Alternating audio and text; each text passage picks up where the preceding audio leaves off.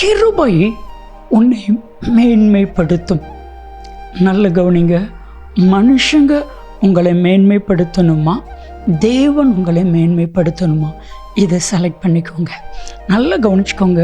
மனுஷங்க உங்களை மேன்மைப்படுத்தினாங்கன்னா, எந்த மனுஷன் உங்களை மேன்மைப்படுத்துகிறானோ அந்த மனுஷன் உங்களை கொண்டு விடுவான். எஸ்தர் 3வது அதிகாரம் 1 வசனத்தை வாசிக்கும் பொழுது, அகாஸ்வேர் ராஜா ஆமான் என்கிற மனிதனை எல்லாருக்கும் மேலாக, பிரபுக்களுக்கு மேலாக மேன்மைப்படுத்தினான்.